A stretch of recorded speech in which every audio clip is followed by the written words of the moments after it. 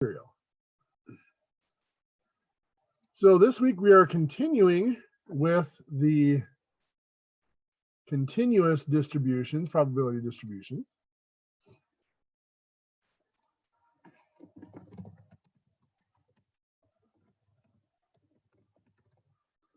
Remember, a continuous probability distribution has values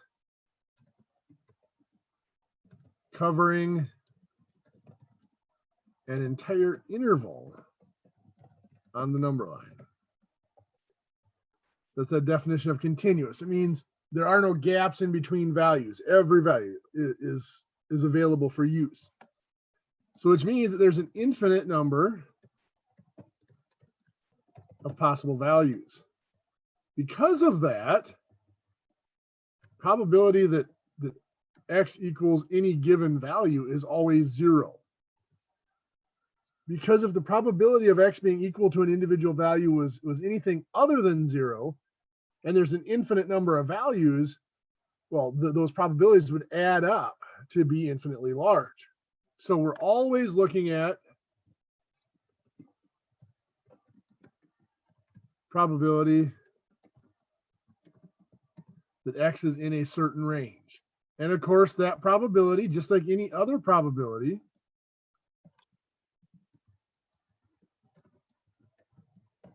always has to be between 0 and 1. Remember, 0 means it's impossible, and a probability of 1 means it's definite. And the sum of all the p of x, of all the probabilities, I'm not going to put p of x because technically that's not the correct notation, but the sum of probabilities has to add up to 1. Now, for continuous probability distributions, we use an area model. We had a couple of examples of this in the homework last week. One was just a line. Basically, it forms a rectangle on the graph. And you use the range of that rectangle to calculate the height because the area of that has to equal 1. And the other one was that triangle where we had a line like this that was our probability density function. And it was the area under that that had to total up to 1. And either way, if we're looking at that probability of x being between a and b, let's say we're doing it for this second example here.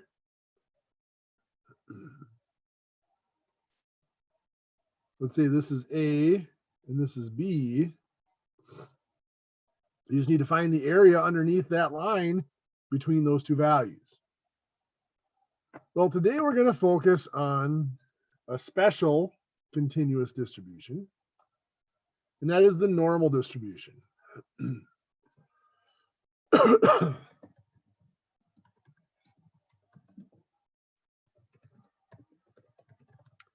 normal probability distribution is that bell curve. Like we saw for our empirical rule and some of our other stuff that we've done. Of course, the middle of it is the center or the mean or median of our data. And we go out in steps of standard deviations to either side. Those standard deviations, of course, are z-scores.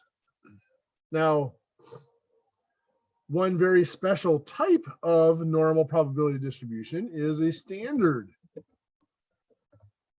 normal distribution. And in the standard normal distribution, these values down here are, rather than having the mean and standard deviation of some population set, they are simply z-scores. So it's 0 for the mean and each standard deviation. Oops. Is 1.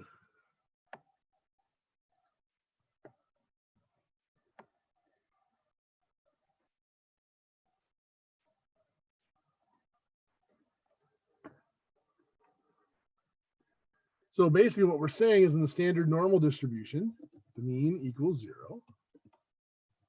Standard deviation equals 1. So all of our values are z-scores. So we're going to be looking at things, when we look at problems, the notation is going to be the probability of z being in a certain range. Now in the textbook, on page 762 is the normal probability table, standard normal table, I should say.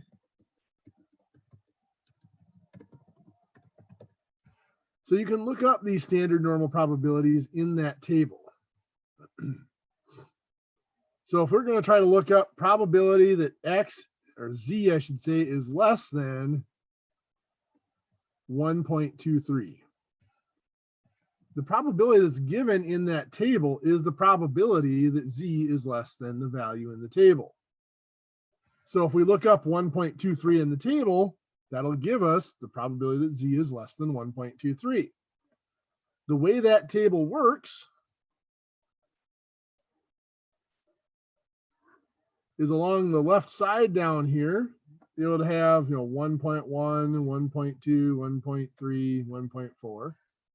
Along the top up here, it would be 0.00, 0.01, 0.02, 0.03, 0.04 on up to 0.09. That is my third digit. So the value that is found right here is 1.33. Well, I want the one right above that. I want 1.23 right here. So if I look at my table, 1.2 on the left side and 0.03 on the top, and I find where those intersect, I get 0.8907.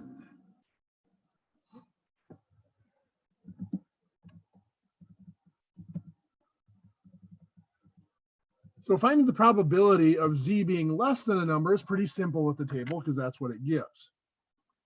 If I want to find the probability that Z is larger than a number, let's go negative 0.83.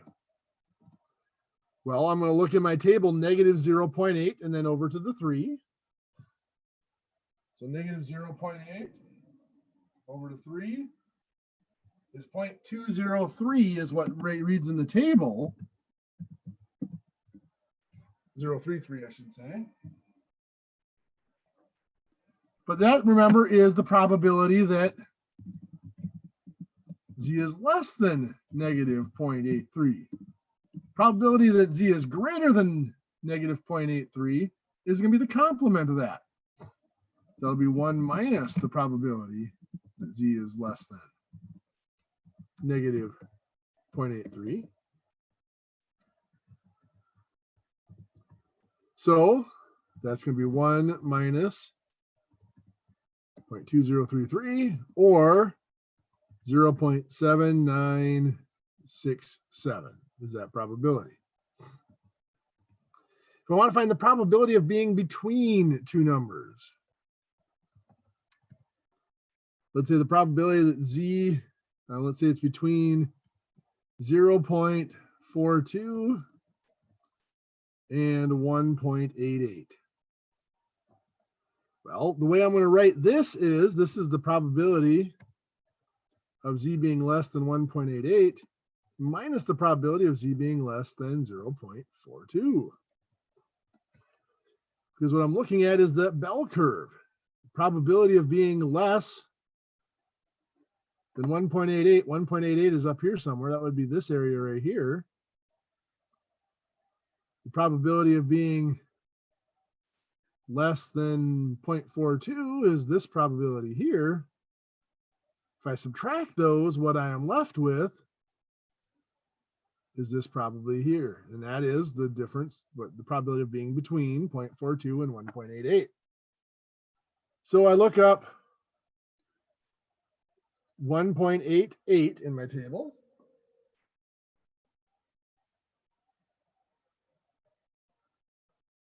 I get 0.9699.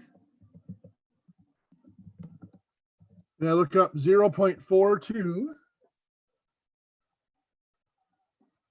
I get 0.6628. And that equals 0.7997. 3061, I believe, is what that comes out to be. Now, there is a way easier way to calculate those probabilities. We can use our calculator. The TI-84 does all these very, very quickly for us.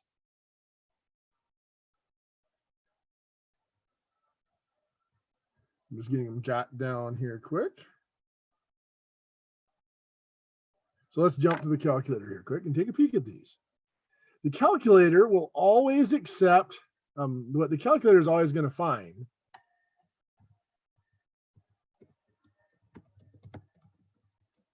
is the probability of being between a lower and upper limit. So it's always finding probability that Z or X is between two values. So for the first one up here, probability that Z is less than 1.23.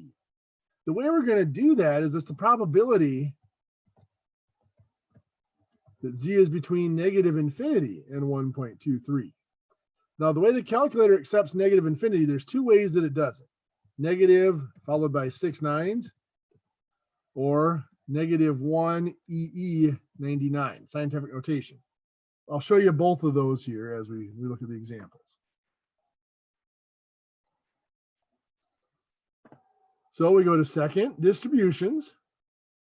Normal PDF does not do anything for us. That would be if we're constructing a curve, we would use that. But for probabilities, we always use normal CDF. Now that is already the negative infinity there, but let me show you how it's entered. First of all, cannot use the minus key. That'll cause an error every time. You have to use the negative key down here. -1. Now it's not alpha E. It's not the letter E. It is actually the scientific notation EE. So it's second, and you see right here above the comma EE. Even though it only puts one E in there, it is EE, 99. So that is -1 times 10 to the 99th is what that's saying. Our upper limit is 1.23. A mean of 0, standard deviation of 1, those are already in there because it's a standard normal. That's what our mean and standard deviation are. We get 0.8907, which is what we had before, I hope. Let's go back. And there it is, 0.8907 is what we had before. Now for the probability of being greater than -0.83, again, second distribution, normal CDF, -0.83 is our lower limit, and we're going to positive infinity. Now I can do 1 second EE99, that works. Mean of 0, standard deviation of 1. So that 1 EE99 is just another way of putting in positive infinity.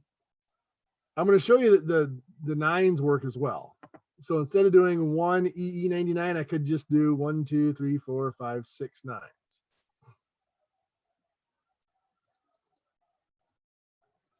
And note we get exactly the same result. To me, the nines is easier to do because you don't have to go through that scientific notation and the EE button. It's just hitting the 9 6 times, at least 6 times. If you hit it 7 or 8 times, it still registers just fine. But 6 is the minimum times you have to enter it. And that, of course, is what we had for the probability of being greater than -0.83. So let's look at the probability of being between 0.42 and 1.88.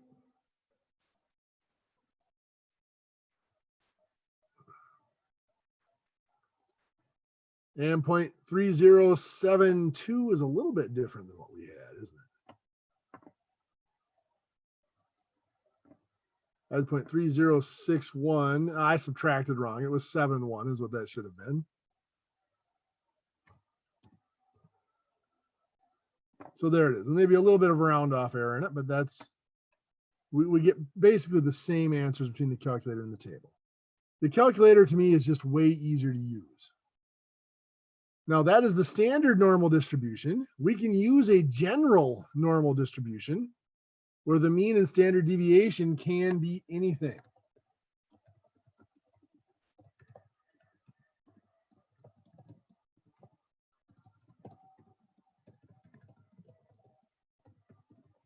course, anything within a reasonable amount of data. The standard deviation still has to be a positive number, can't be a negative. So let's say, for example, we have a data set with a mean of 20 and a standard deviation of 5. Now, some notation here. Of course, the mean, remember that is the letter mu. Standard deviation, that is sigma. These are for populations here. Now, I want the probability that a randomly selected item, now this is P of X now, is less than 14. Now, I could convert this into a z-score and use the table.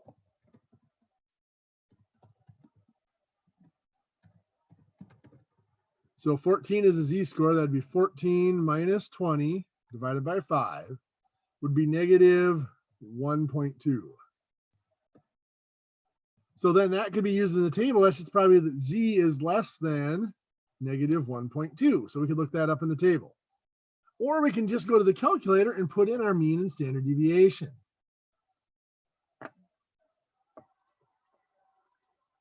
So second distribution, normal CDF.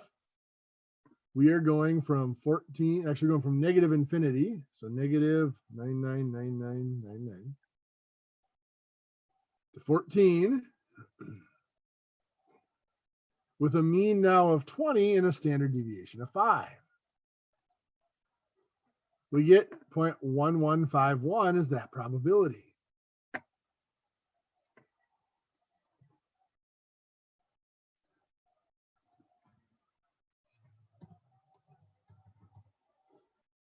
We might ask, what is the probability that X is going to be greater than 23? Well, we'll do the same thing. We'll go to the calculator.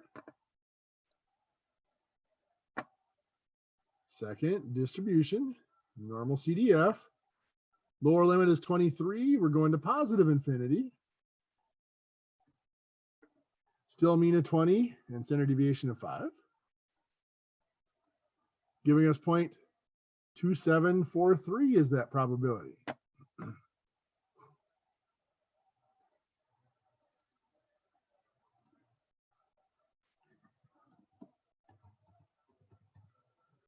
To get the probability of being between two values, let's say we want the probability that X is between 16 and 28.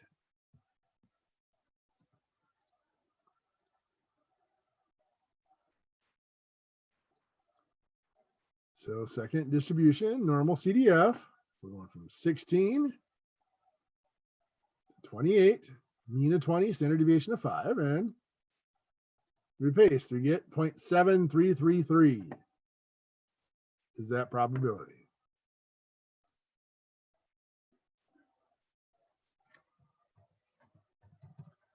So you can see finding probabilities on the TI-84 is very quick, very simple. There are a couple of cases where Minitab helps a little bit, or Excel might help a little bit, but it's not a huge assistance. The calculator does a great job with those probabilities. Minitab, excuse me, Minitab is very much like the table in the book. It only calculates the probability that X is less than the given value. So let's take a peek now at this bell curve and some other things we can do with our normal probabilities. So we are still working with a mean of 20 and standard deviation of 5. And let's say I want to ask you to find the 70th percentile. Well, the 70th percentile would be where 70% of the data is smaller than that number. Well, that's the probability of being less than that value of 0.7. This is simply the inverse normal calculation on the calculator. So let's go to the calculator and do an inverse normal of 0.7.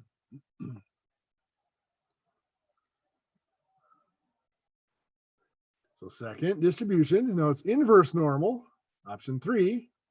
Our area is 0.7. Our mean is 20, and our standard deviation is still 5.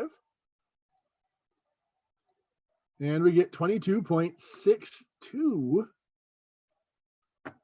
is that 70th percentile.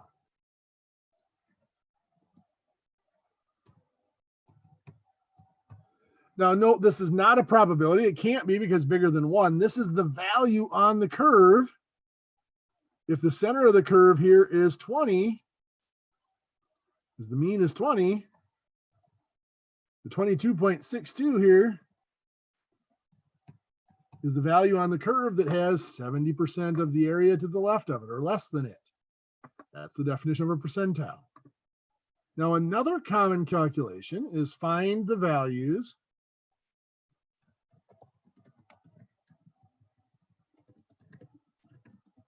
that contain the middle 80% of the data. What does that mean? Well, if we're going to try to contain the middle 80% of the data, we're taking it right out of the middle here, and we're going to have 80% there. I'll draw a new curve down here. So we're going to have 80% in the middle. If 80% is between those two values, that means there's 20% that's outside of those values, and it's split evenly, 10% on top, 10% on bottom, because it said the 80% out of the middle, which means this piece here corresponds to a probability of 10% or 0.1. This piece here corresponds to a probability of 0.9. 1 minus the 10%, or you can do the 10% plus the 80%. Either way gives you the 0.9. So we need those values that correspond to the 0.1 and the 0.9. So we'll go to the calculator.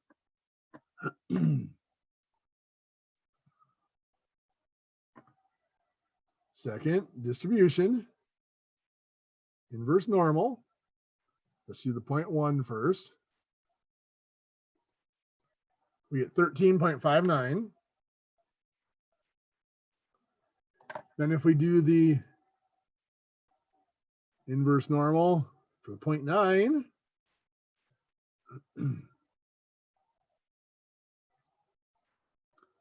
26.41. Now you'll notice both of those are 6.41 away from the mean. The mean was 20.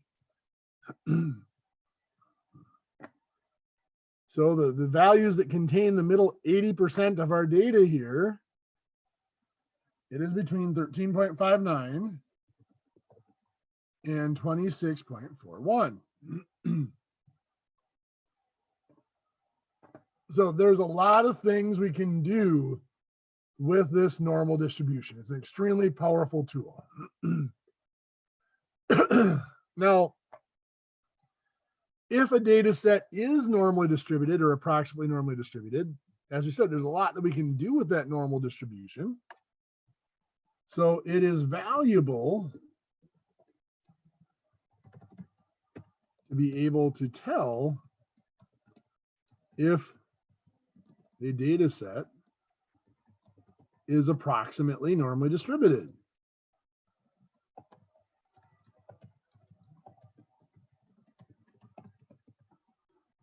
And there's a couple of different ways we can do this. One is a normal probability plot.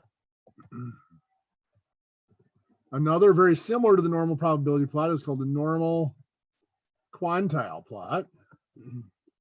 Both of them are just ways of rearranging the data and plotting them so that we can tell if they are normally distributed. The data points are approximately normally distributed. Both of them relate the data to a line. If the data sits on a straight line, then it is approximately normally distributed. Excuse me, the process for doing this is a little complex. So I'm not going to do it here. We'll do it later on tonight. We'll do it in our Minitab demonstration. Let the technology do that for us. So now, because our samples are randomly selected, in fact, simply randomly selected to be exact, each sample varies slightly from the others. In other words, we said we want the sample statistic to equal the population parameter, or at least be as close as possible. Not necessarily going to be exactly equal, but it's going to be close. Because the samples, as we said, are randomly selected, there's going to be a slight variation. So a sampling distribution is the distribution of all values for a statistic for all possible samples of size n from the population. So basically, we pick a sample size n. We take all of the different possible samples from the population that we can, and we calculate those statistics. The distribution of those statistics is the sampling distribution. Now, we can have a sampling distribution of the standard deviations, the variance, the proportion, the mean. For this class, we're going to focus on the means and the proportions. We're not going to look at the sampling distribution for the variance here. It's lends itself to a little bit more advanced analysis. So if you're in a more advanced course, you might look at that. So the sampling distribution of the sample means is, again, the distribution of all the means of all samples of size n from the population. Well, let's take a look at what this means. I'm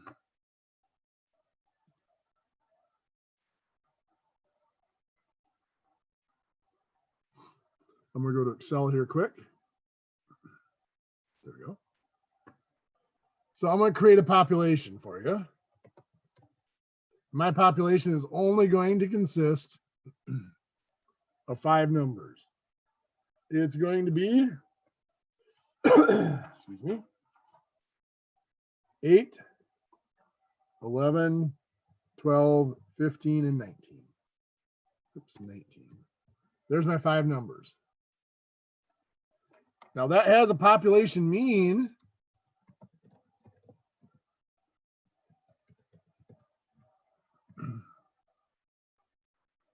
of 13. It has a population standard deviation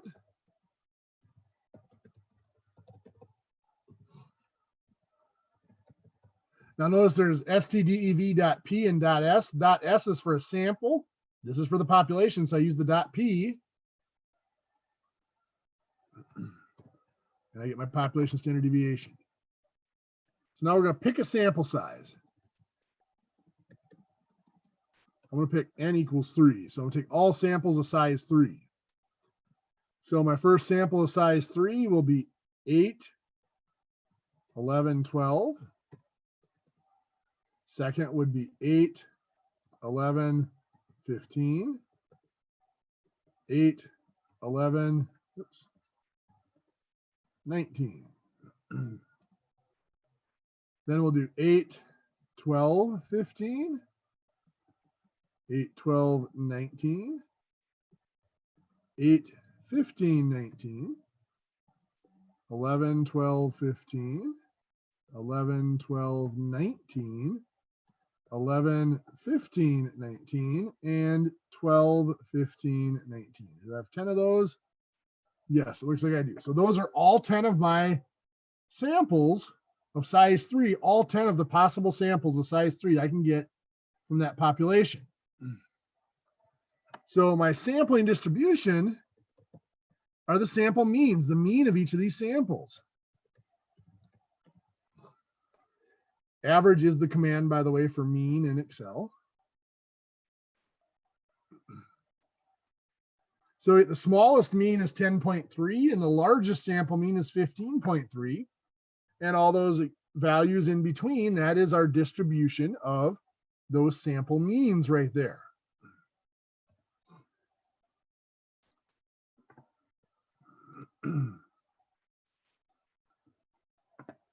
In that distribution of the sample means,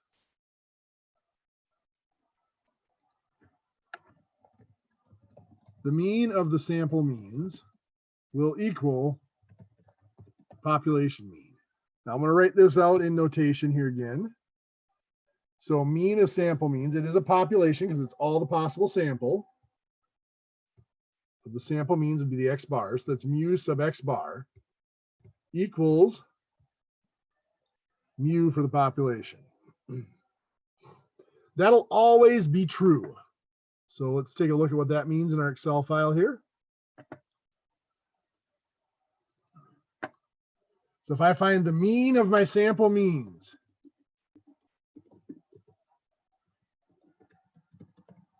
that's the average of the mean of all these means here, I get 13. That's exactly equal to my population mean.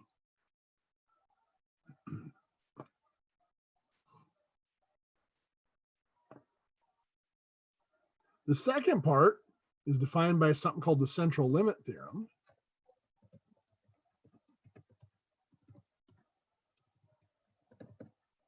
The central limit theorem says if the population is approximately normally distributed,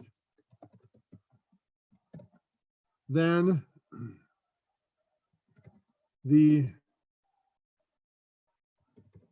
distribution of sample means is normally distributed.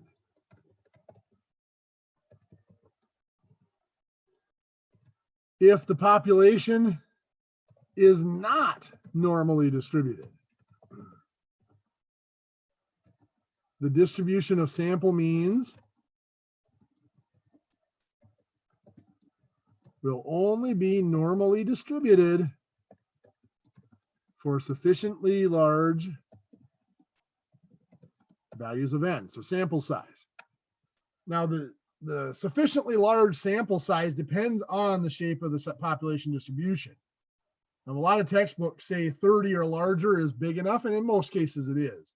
If you have a bimodal distribution where the two peaks are very far apart, sometimes you need a little bit larger sample to force it into being normal for the sampling distribution of the means. But it's 30 is typically what most textbooks go by.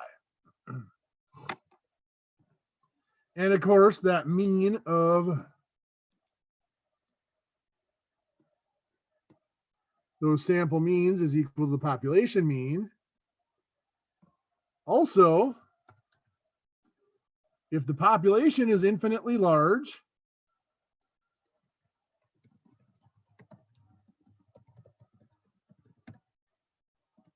or if the sample size is small compared to the population, less than 10% of the population, then the standard deviation of those sample means, the sigma of those x bar, is equal to the population standard deviation divided by the square root of the sample size. If the population is not infinite, or we don't have, in other words, if n is greater than 0.10 of the 10% of the population, then we use a finite correction factor. This course doesn't really look at the finite correction factor. It's actually relatively simple. The finite correction factor is just the square root of the population size minus the sample size over the population size minus 1. The only reason I put that up, like I said, it's not really in this textbook, not really a big part of this course, but the example I have in Excel here is a finite population. The population size is 6, or is 5, and we have a sample size of 3. The sample size is 60% of the population. So we will need that correction factor to make that work. The MPJ file, I'm not sure what the MPJ file is. Is that?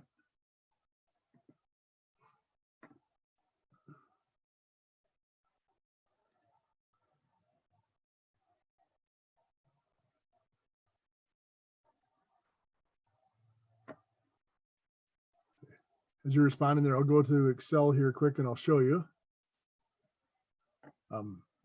So in Excel here, if I find the standard deviation of those means,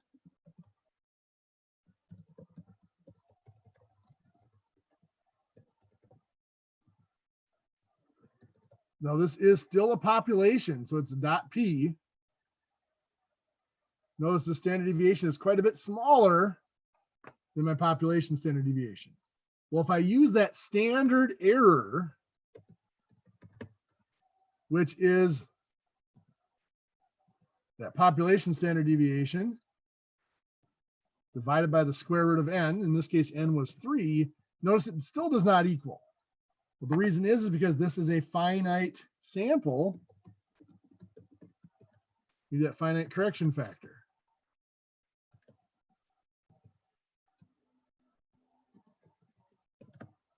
That finite correction factor, again, is the square root of capital N, which is the population size of 5, minus the sample size of 3, divided by capital N, which is the population size of 5, minus 1, giving us our finite correction factor. We multiply those two. And there you can see it gives us the standard deviation of the sample means.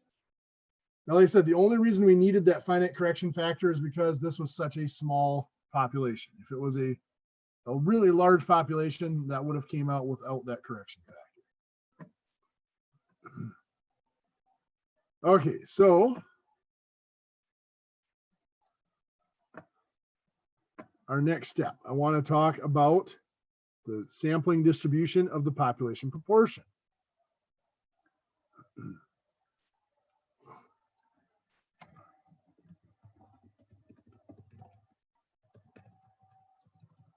I should say for the sample proportions. Next week, we talk about the population proportion when we use confidence intervals, but for this week, we're still talking about the sample proportion. And we have what's called P hat. That is a sample proportion.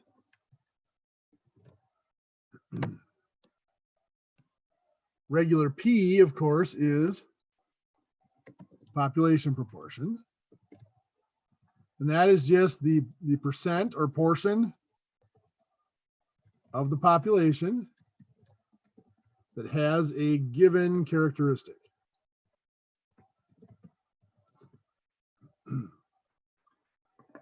The example I'll throw up here is, let's say that we know 78% of all drivers always wear their seatbelt. So the population proportion here, P, is 0.78. That's from the 78%. So the mean of the sample proportions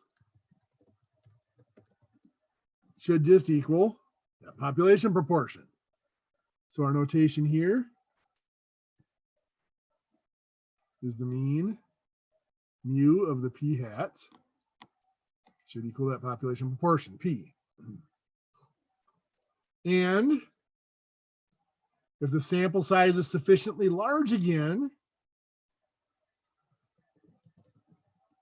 standard error of the means or of the proportions, in other words, the standard deviation of those sample proportions will equal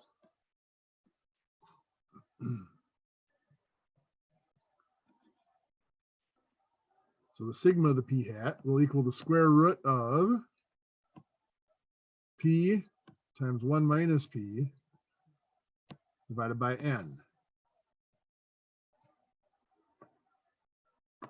So let's take a look here. Let's say find the probability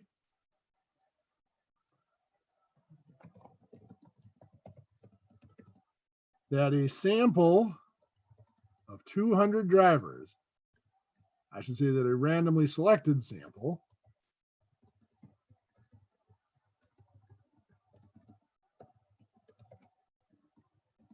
will have between 120 and 160 drivers that always wear their seatbelt.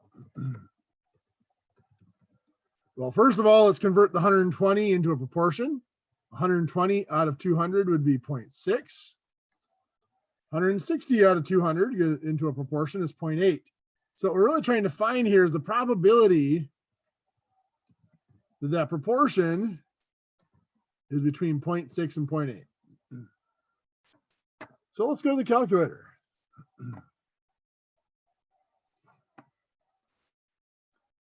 So second distribution, normal CDF. Now our lower end here is 0.6, upper end is 0.8. Our mean is the 0.78 that we had as our population proportion.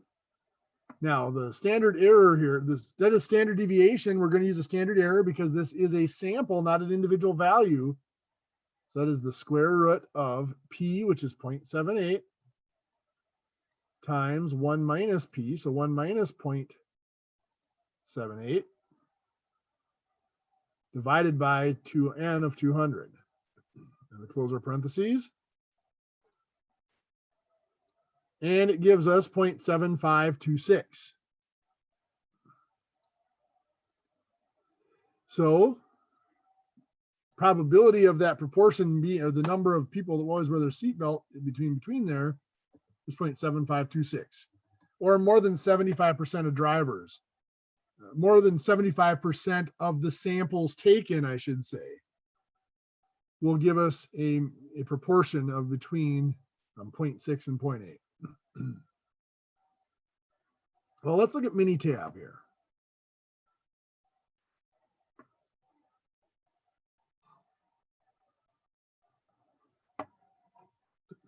So we're going to look at a normal probability here.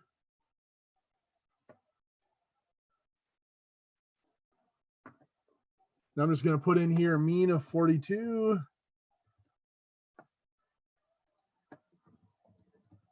Standard deviation is 7.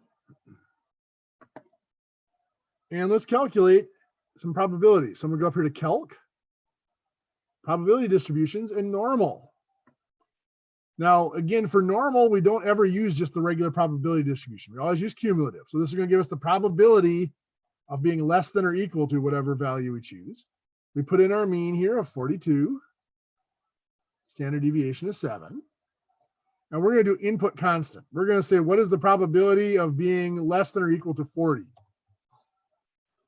Now, the mean is 42, so 40 should be less than half because it's smaller than the mean. And there it is, 0.38. And notice it does tell us what the mean and standard deviation is that we use for that distribution. Now, we could put some values in here if we wanted to.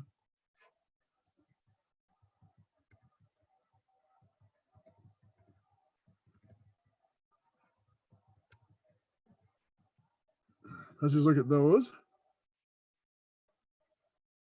Go to calc, probability distributions, normal. And now I'll do input column. And I'm going to put in the X value column. There's where my input's going to be. I don't have to put anything in storage. If I just click OK, it's going to give me a table up here. Might actually be easier to copy and paste that table because you have the little copy option there. But you can click there for optional storage, and I don't have a name column, so I'm just going to type in C5. Since I didn't put a name on that column, and it will put it in C5. So there are those probabilities. So you notice for a mean of 42 and standard deviation of 7, the probability of being less than 20 is really small. Probability of being less than 40 is a little under half. 45 is a little more than half because that's past halfway. 42 would be halfway. And less than 70 is almost certain. Less than 75 actually rounds off to 1 because there's only 5 decimal places. We can't go to enough decimal places to get the actual probability there. So that is the normal probability. Now we could actually do a normal plot here. If I go graph, probability distribution plots. If I do single view, what it's going to do is just give me, I can select normal or several other different plots. I'm just going to put in my mean of 42, standard deviation of 7. Oops. I got to go back a set here. Standard deviation is 7. There we go. So there's that plot. You can see the center is at 42, and it looks like you're going out at steps of 7 is about what we'd expect. If I want to do a picture of a probability, which is what we do have to do in our application assignment for this week, we go to graph, probability distribution again. And we're going to put view probability here. And we're still in the normal distribution. I'm going to put in my mean of 42, standard deviation of 7. And then I'm going to click on shaded region up here. If I want the probability of being less than a value, let's do the shaded region is going to be an X value. Let's say we're going to put 40 in there. Well, that's that probability we just had calculated before. Probability being less than or equal to 40. Oops, let's not do that. Let's do another one over the top. So again, we're normal with mean of 42 and standard deviation of 7. If I want to know the probability of being greater than a value, let's do 45 there. It gives me that shading at 45 and on up, so it gives me that probability as well. Or if I want the probability of being between two values. So area, middle. So let's say we're going to go from 45 to 50. So it gives me that table from 45 to 50 in the probability. Now the inverse probabilities that we did. So we're going to keep that in here. We're going to shaded region. Now we're going to put our enter. We're going to enter the probability now for the 70th percentile. We just put 0.7 in here. That tells us the 70th percentile is 45.67 for that set of data.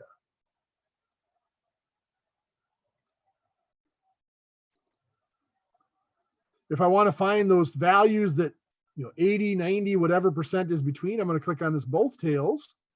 Let's say I want the middle 70%. So that means 15% on either end.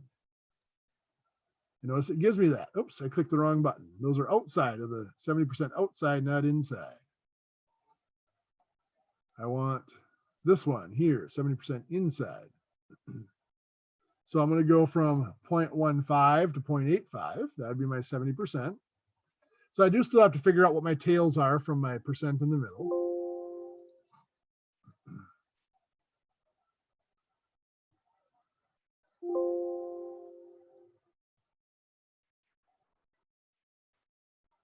Okay, let me, what's going wrong?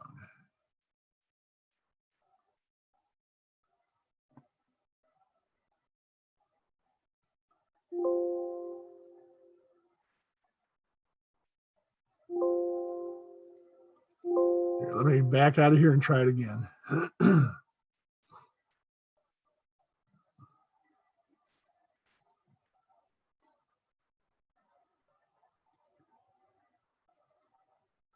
So probability 1 will be 0.15. Probability 2 is also 0.15. That's what I don't need to find the local probabilities. I just need the tail probabilities. That's what the problem was. And so there we go. That 7, and then see it's 0.7 or 70% is between 34.74 and 49.26. So for those inverse probabilities, Minitab can be quite useful. For sampling distributions, we just have to do the conversion of the standard deviation into that standard error. I promised you we'd do a normal probability plot. So I'm going to bring in a data set here.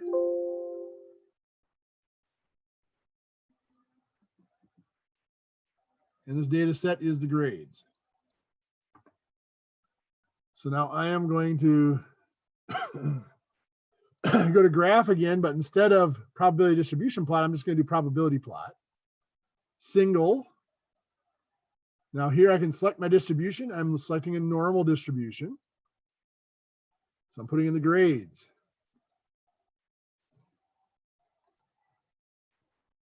And it gives us this curve here. Now this line in the middle is where we want our points to be distributed around. We want them to be close to that line.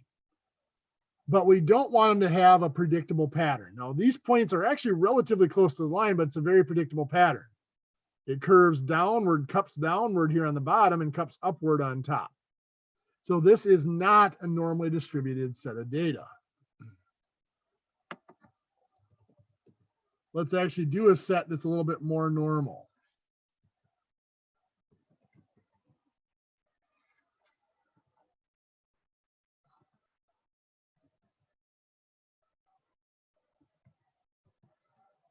So let's graph this set and we'll see.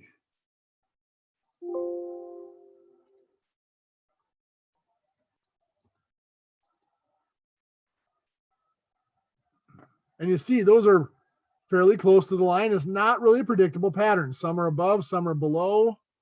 It's a relatively consistent grouping around that line. So that sample, I would say, probably is relatively normal. Now, the smaller the sample is, the easier it is to come out to be relatively normal. The larger the sample is, the more likely it is to have some sort of a pattern to it.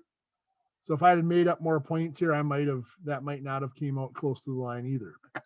So that is the normality plot, or the normal probability plot using Minitab. And I try not to do that by hand. It's kind of an ugly calculation. Okay, let's get out of Minitab here and let's go to our meat quiz. I left a little bit of things undone. I apologize. I'm not feeling the greatest tonight, so I'm stumbling a little bit. I apologize for that. But I think the meat quiz should clear up everything here as we go through it. So what we have here is for a population with a mean of 27 and a standard deviation of 8, of course, normally distributed. Find the probability that a randomly selected item will have a value less than 25, and a randomly selected sample of 40 will have a mean less than 25. I'm going to have you look at those. We'll give you a couple minutes to sort out your thoughts, and then we're going to go over them for you.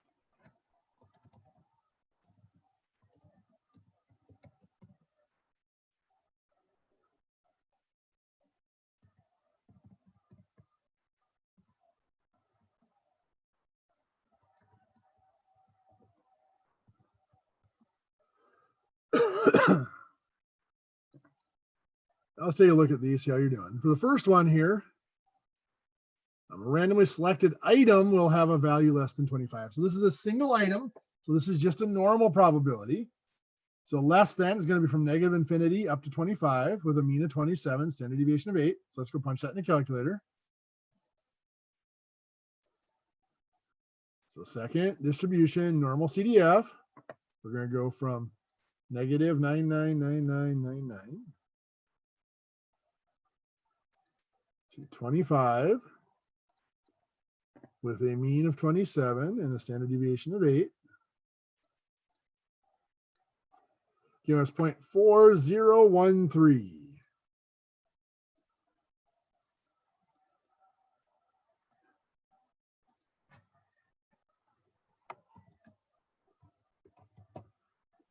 Now let's analyze that for a second here. This is our bell curve. The center here is 27. That's our mean. This was less than 25, so it's over here. Now the tails, when we switch from a probability distribution to a sampling distribution, the curve tightens up. It gets narrower like this. So for part 2 here, number 2, a randomly selected sample of 40 will have a mean less than 25. We would expect this probability to be smaller because that's going to be crunched closer to the center of the bell curve. So the difference in this one, let's take a peek on the calculator.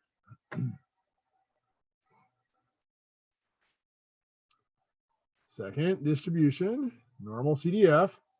It's the exact same range. We're going from less than 25 is from negative infinity to 25. Our mean is still 27, But because this is a mean of a sample instead of an individual value, we're using a standard error of the means rather than just the standard deviation. So it'll be 8 divided by the square root of the sample size there is 40, giving us 0.0569. So considerably smaller probability of being out there.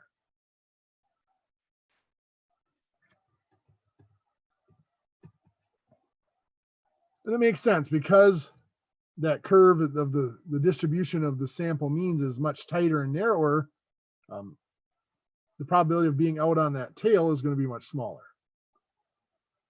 Number 3, a randomly selected item will have a value between 20 and 30. So this is a single item again, between 20 and 30. So second distribution, normal CDF, going from 20 to 30. Mean is still 27. Our standard deviation goes back to just the standard deviation of 8 because it's a single item. So 0.4554 we get for that probability.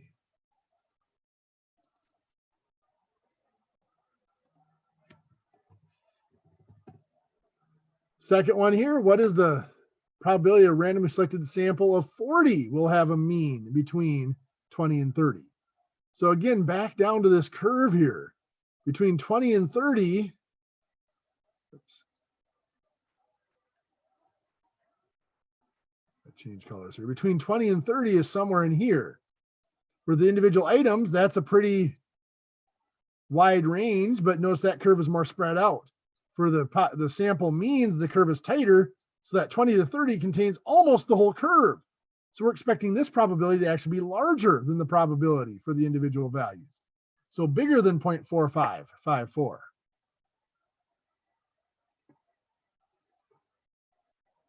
So second distribution, normal CDF. Again, everything is the same except for our standard deviation is going to become a standard error. 8 divided by the square root of 40. That becomes 0.9911.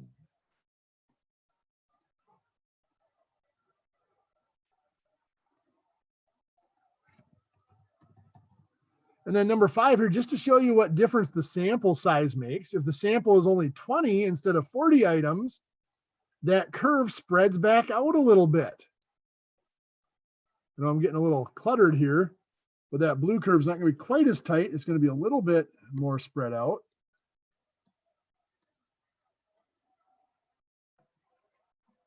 Like this. So it should be a little bit lower probability of being in the middle there.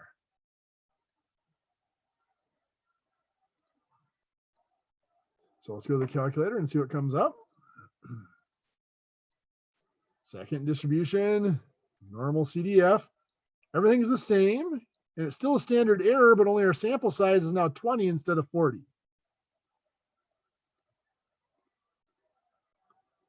0.9532. So you can see that probability does get a little smaller because the curve is more spread out with a smaller sample size.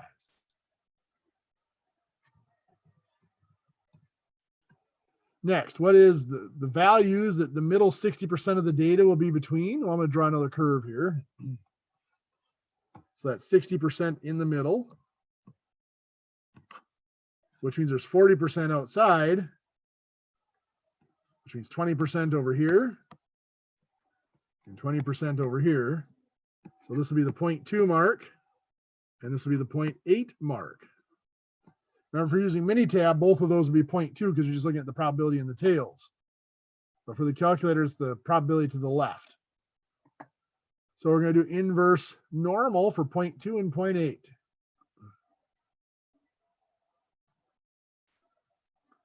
So second distribution, inverse normal, 0.2 for a mean of 27 and a standard deviation of 8. We get 20.27. And do the inverse normal again for 0.8 is that probability. Notice we get 33.73.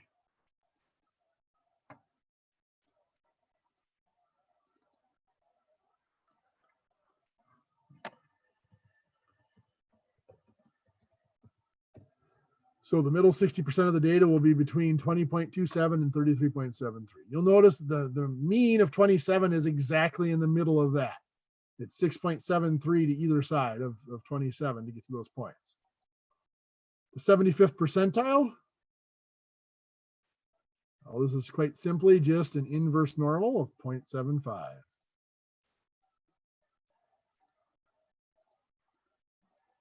Then make sure our mean and standard deviation are still okay, and they are. 32.40.